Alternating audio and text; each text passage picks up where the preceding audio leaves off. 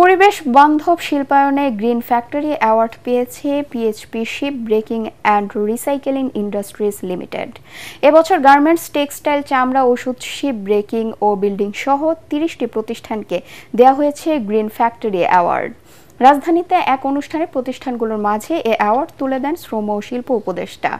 এ সময় শ্রমিকদের ন্যায্য মজুরি নিশ্চিতের পাশাপাশি পরিবেশ বান্ধব শিল্প প্রতিষ্ঠান গড়ে তোলার আহ্বান জানায় নীতি নির্ধারকরা। ঐশী গোস্বামী প্রমার রিপোর্ট।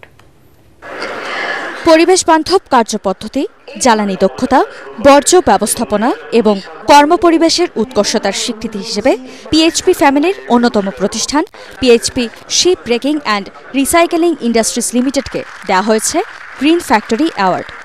রাজধানীর ওসমানী স্মৃতি মিলনায়তনে শ্রম মন্ত্রণালয়ের কলকারখানা অধিদপ্তর আয়োজিত অনুষ্ঠানে এবছর পিএইচপি সহ ৩০টি প্রতিষ্ঠানকে দেওয়া হয় এ পুরস্কার।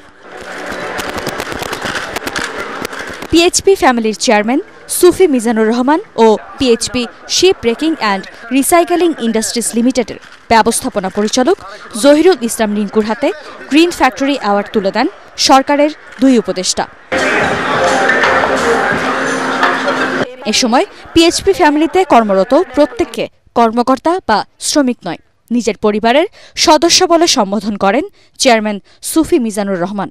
জানান, গুরুত্ব দেওয়া হয় শ্রমিকদের নিরাপত্তা, স্বাস্থ্য ও প্রশিক্ষণের উপর। মানুষের সুখ শান্তি, তাদের সম্পৃক্ততা, পরিবেশের ব্যাপার, তাদের ঠিকমতো সুখ সুবিধা দেখা, টাকা পয়সা দেখা, বোনাস দেখা, তাদের পরিবারের সুখ শান্তি, সন্তানদের লেখাপড়া, সার্বিক একটা মানুষের সমস্ত জীবন আমাকে দেখতে হবে, তাইলে এটা গ্রিনফিল্ড হবে। দেশে পরিবেশ বান্ধব শিল্পায়ন বাড়াতে উদ্যোক্তাদের এগিয়ে আসার আহ্বান জানান নীতি নির্ধারকরা। আমাদের উচিত প্রতিটি প্রতিষ্ঠানে এমন একটি সংস্কৃতি গড়ে তোলা যেখানে উৎপাদনের প্রতিটি ধাপে থাকবে স্বচ্ছতা, নিরাপত্তা এবং পরিবেশ সচেতনতা।